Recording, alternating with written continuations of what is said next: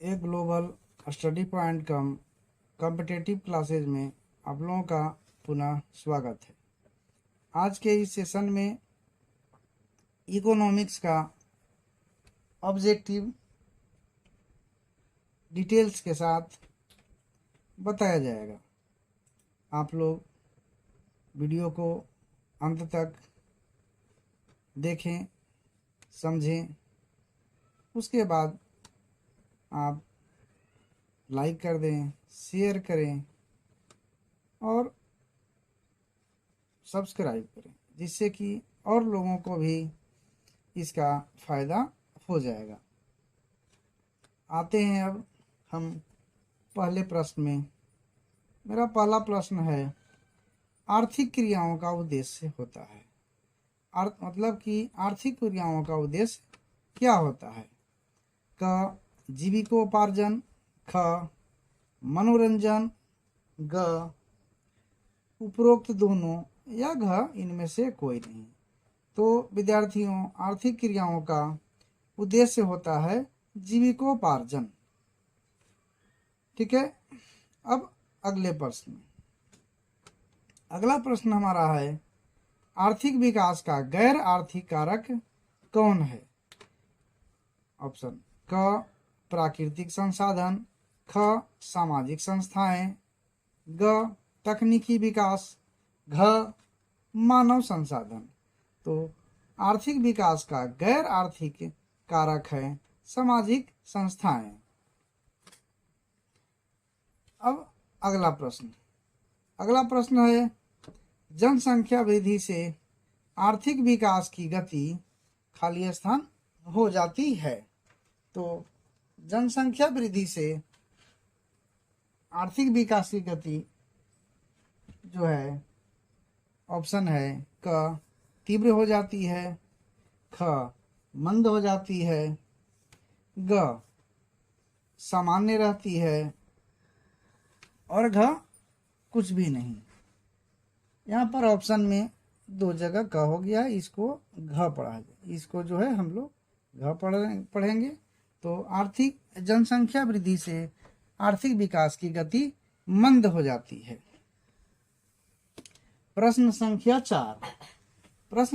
4 में कह रहा है, संसाधनों के स्वामित्व के आधार पर अर्थव्यवस्था के मुख्य कितने प्रकार हैं? तो संसाधनों के स्वामित्व के आधार पर अर्थव्यवस्था के मुख्यतः 3 प्रकार हैं। संसाधनों के स्वामित्व के आधार पर कितने हैं? तो 3 प्रकार, अर्थव्यवस्था के 3 प्रकार। तीनों के नाम क्या हैं? एक पूंजीवादी अर्थव्यवस्था, दूसरा समाजवादी अर्थव्यवस्था और तीसरा मिश्रित अर्थव्यवस्था। ये जो है अर्थव्यवस्था के मुख्य 3 प्रकार हैं। अब चलते हैं अगले प्रश्न में। अगला प्रश्न मेरा है प्रश्न संख्या 5। किस अर्थव्यवस्था में उत्पादन के साधनों पर किसी व्यक्ति या निजी संस्था का अधिकार रहता है? ऑप्शन है क पूंजीवादी अर्थव्यवस्था में, ख समाजवादी अर्थव्यवस्था में, ग मिश्रित अर्थव्यवस्था में और घ इनमें से कोई नहीं। प्रश्न है, किस अर्थव्यवस्था में उत्पादन के साधनों पर किसी निजी व्यक्ति या निजी संस्था का अधिकार होता है? तो यह जो है पूंजीवादी अर्थव्यवस्था में होता है। अब प्रश्न संख्या 6 में चलेंगे। 6 में कह रहा है कि मिश्रित अर्थव्यवस्था के मुख्यतः कितने क्षेत्र हैं? क 1, ख 2, ग 3 और घ 4। तो मिश्रित अर्थव्यवस्था के मुख्यतः 2 क्षेत्र हैं। दोनों क्षेत्र का नाम नीचे दिख रहा है, सार्वजनिक अथवा सरकारी क्षेत्र एवं दूसरा है निजी क्षेत्र। ठीक है। अब हम लोग चलते हैं प्रश्न संख्या 7 में। प्रश्न संख्या 7 में कह रहा है कि आर्थिक विकास की माप के लिए सबसे उपयुक्त सूचकांक क्या है। या तो आर्थिक विकास की माप के लिए सबसे उपयुक्त सूचकांक निम्नलिखित में से क में राजकीय आय, ख में राजनीतिक स्थायित्व, ग में प्रति व्यक्ति आय और घ इनमें से कोई नहीं। तो आर्थिक विकास की माप के लिए सबसे उपयुक्त सूचकांक है प्रति व्यक्ति आय। अब प्रश्न संख्या 8 में देखते हैं क्या कह रहा है। 8 में है कि भारत में कौन सी अर्थव्यवस्था है। तो ऑप्शन है क मिश्रित अर्थव्यवस्था, ख पूंजीवादी अर्थव्यवस्था, ग समाजवादी अर्थव्यवस्था और घ इनमें से कोई नहीं। तो विद्यार्थियों भारत में जो है मिश्रित अर्थव्यवस्था है।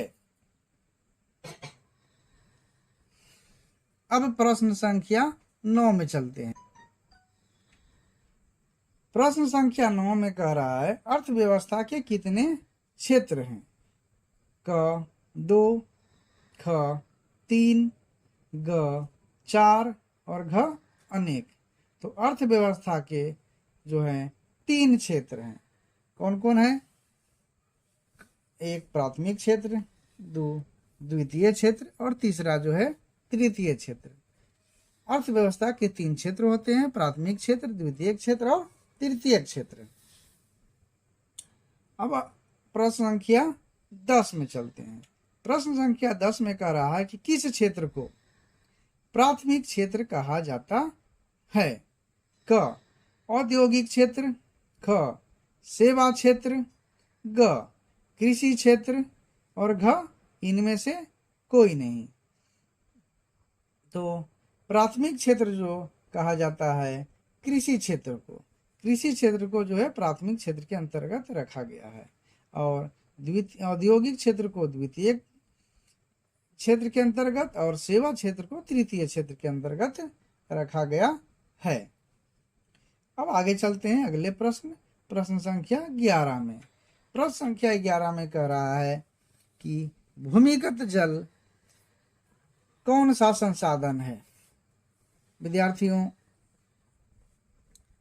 सबसे पहले आप लोगों से अनुरोध करते हैं कि कृपया जो है वीडियो को लाइक और शेयर जरूर करें, जिससे कि हमारा मन जो है मेरा मनोबल जो है बढ़ा रहे और आप लोगों के लिए और इससे बेहतर से बेहतर वीडियो बनाने की हमारे अंदर लालसा जागे। क्योंकि आपका लाइक और व्यू जो ही है जो हमें जो है अधिक क्वेश्चन बनाने का हिम्मत देता है। अब चलते हैं प्रश्न संख्या 11 में क्या कह रहा है। भूमिगत जल कौन सा संसाधन है। क अनवीकरणीय प्राकृतिक संसाधन, ख नवीकरणीय अप्राकृतिक संसाधन, ग अनवीकरणीय अप्राकृतिक संसाधन और घ नवीकरणीय प्राकृतिक संसाधन। तो भूमिगत जल जो है नवीकरणीय प्राकृतिक संसाधन है। ठीक है, भूमिगत जल जो है नवीकरणीय प्राकृतिक संसाधन के अंतर्गत आता है। और प्रश्न संख्या अब 12 में कह रहा है कि विश्व पर्यावरण एवं विकास आयोग की स्थापना कब हुई थी। ऑप्शन क 1980 में, ख 1983 में, ग 1985 में, घ 1990 में। विश्व पर्यावरण एवं विकास आयोग की स्थापना जो है आपको 1983 में हुई थी। दोस्तों पुनः आप लोगों को स्मरण दिलाने का प्रयास कर रहे हैं कि कृपया जो है वीडियो को जो है लाइक करें, शेयर करें और बेल आइकन जरूर दबाएं।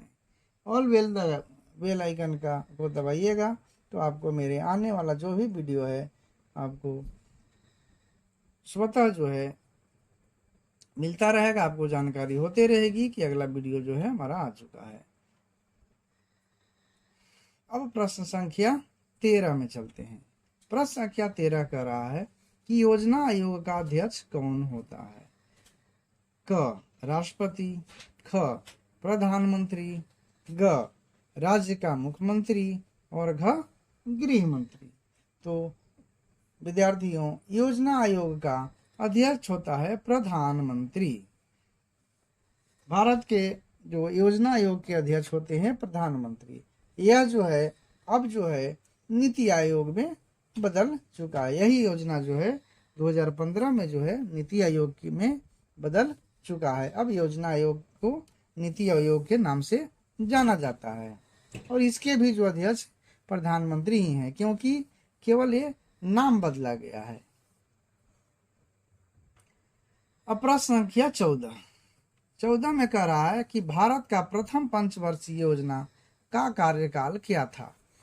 क 1950 से 55, ख 1952 से 57, ग 1954 से 59 और घ 1951 से 56।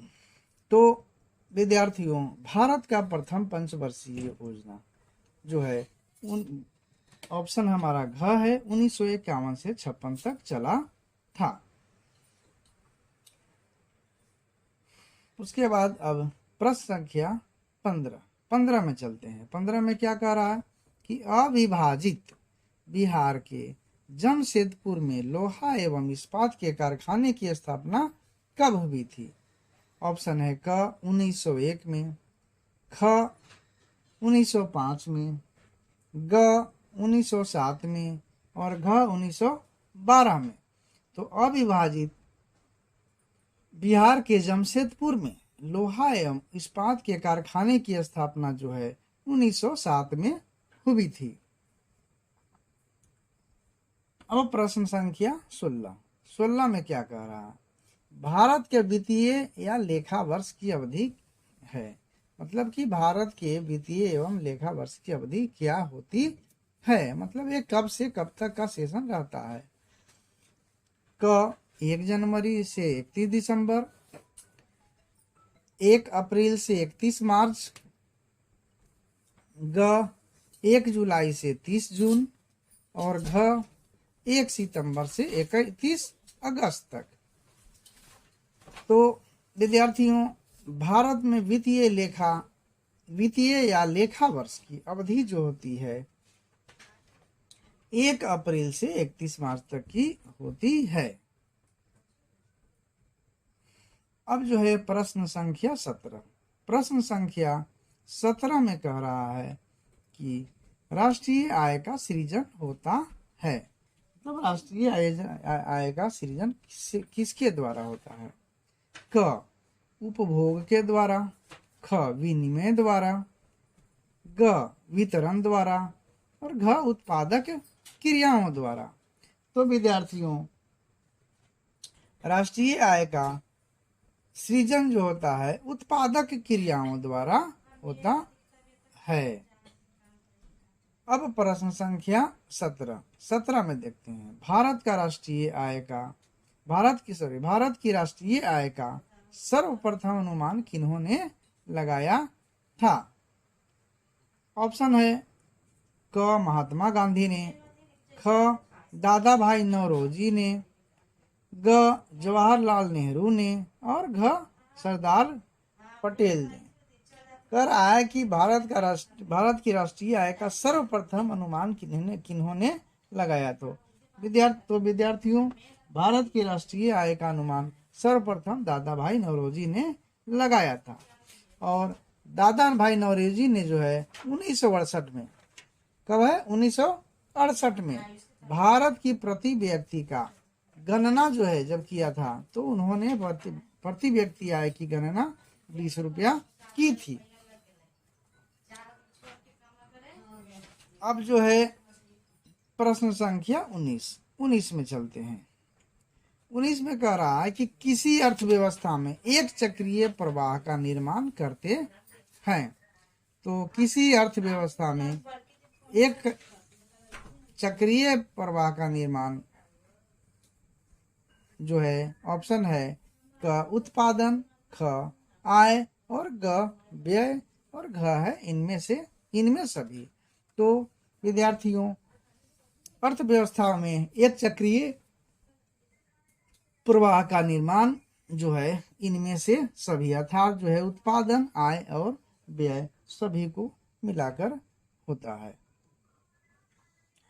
अब जो है प्रश्न संख्या 20 से प्रश्न पर चलने से पहले पुनः आप लोगों को से निवेदन है कि कृपया जो है वीडियो को जो भी अभी तक लाइक नहीं किए हैं तो प्लीज इसको लाइक कर दें, क्योंकि प्रश्न बनाने में बहुत मेहनत पड़ता है और आपका एक लाइक जो है हमें मोटिवेशन देता है कि हम जो है आप लोगों के लिए और बहुत सारे वीडियो को बनाएं, और इसी तरह से आप लोगों का के लिए जो है अलग अलग सब्जेक्ट का वीडियो बनाते रहेंगे। आप लोग बस इसको देखते रहिए, लाइक करिए और अन्य दूसरे साथियों को भी शेयर करिए और उन्हें जो है सब्सक्राइब करने के लिए भी प्रेरित करिए, जिससे कि उनके पास जो है ये वीडियो तो पहुँचे ही पहुँचे और अन्य वीडियो जो हम आपके YouTube पर डाल रहे हैं वो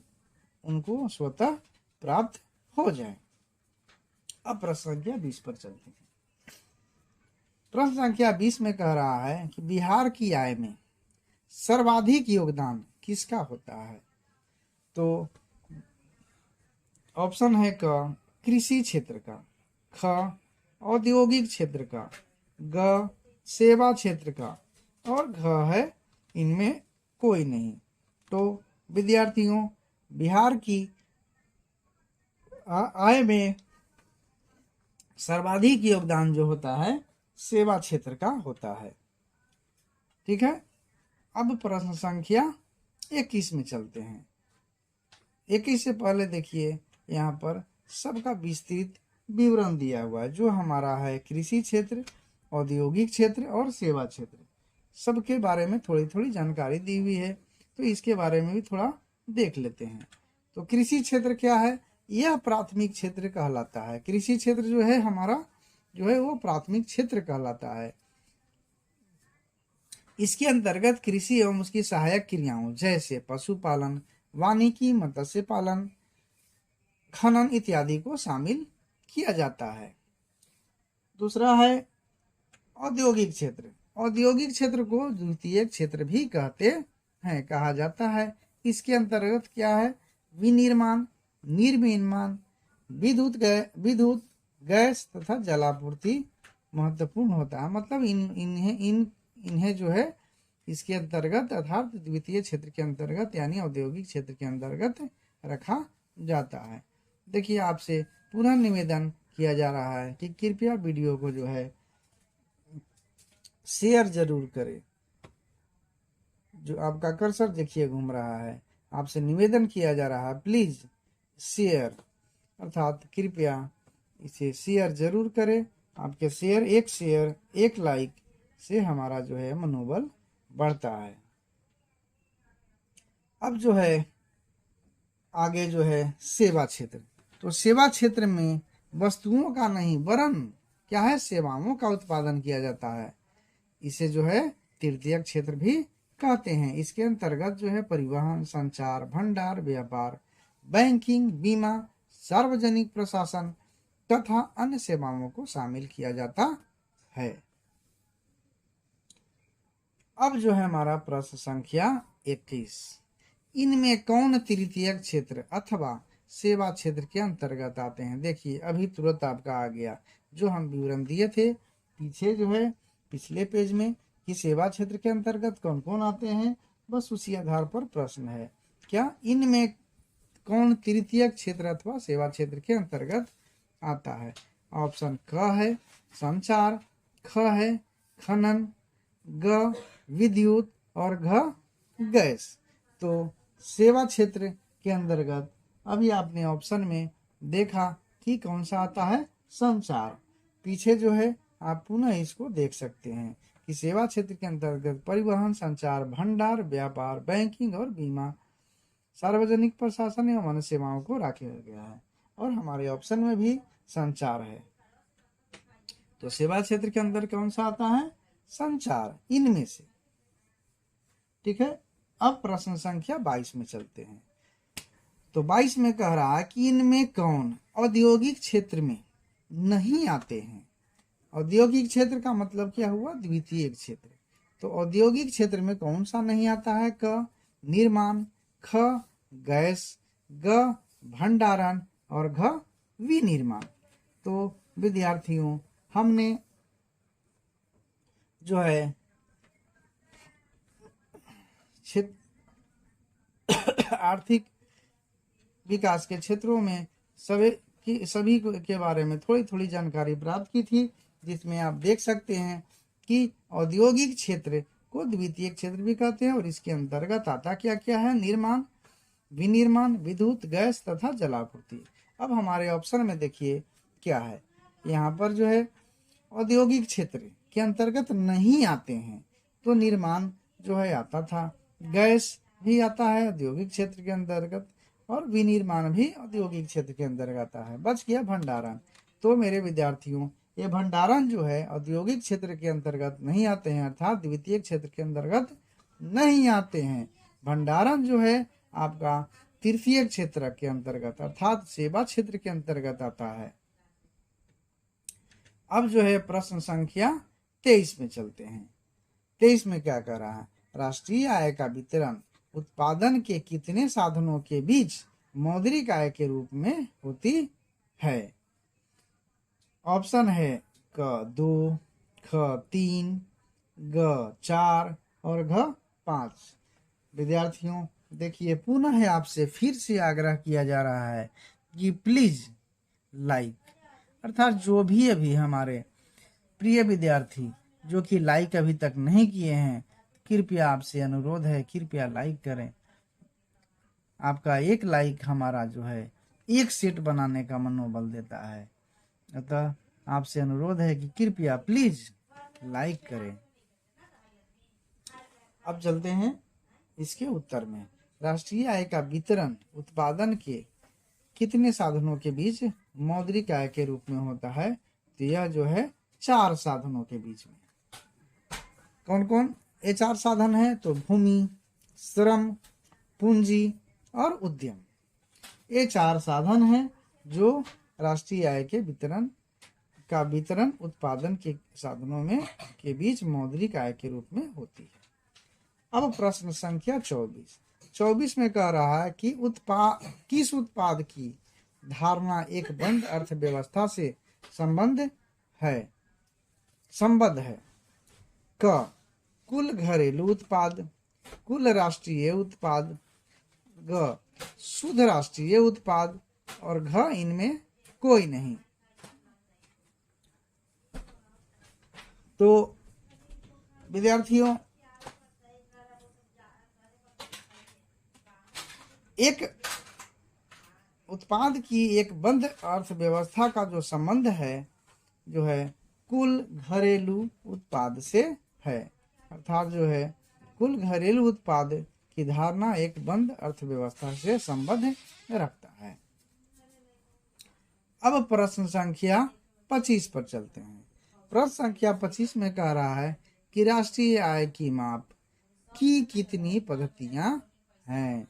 तो मेरे विद्यार्थियों ऑप्शन कह रहा है कि क 2, ख 3, ग 4 और घ 5। तो राष्ट्रीय आय की जो है 3 पद्धतियां हैं। ठीक है, ये 3 पद्धतियां कौन कौन, तो उत्पत्ति गणना पद्धति, दूसरा आय गणना पद्धति और तीसरा व्यय गणना पद्धति। ये जो है राष्ट्रीय आय की पद्धतियां हैं। दोस्तों हमारा जो है यह सेट जो है 25 प्रश्नों का था, यह मेरा पहला सेट है। अब जो है आप लोगों के पास जल्द ही जो है दूसरा सेट भी आपके पास आ जाएगा। बस आपसे विनती है, अनुरोध है कि प्लीज वीडियो को लाइक करें, शेयर करें, सब्सक्राइब करें। जो भी अभी तक सब्सक्राइब नहीं किए हैं सब्सक्राइब कर दें, लाइक नहीं किए हैं लाइक करें, कृपया बेल आइकन जरूर दबा दें। इसके लिए आप सबों को जो है वीडियो को अंत तक देखने के लिए जो है आप सबों को धन्यवाद। आगे जो है अब आपको जो है इसी का अर्थव्यवस्था का सेट 2 अर्थात पार्ट 2 जो है जल्द आपके सामने आ जाएगा। धन्यवाद।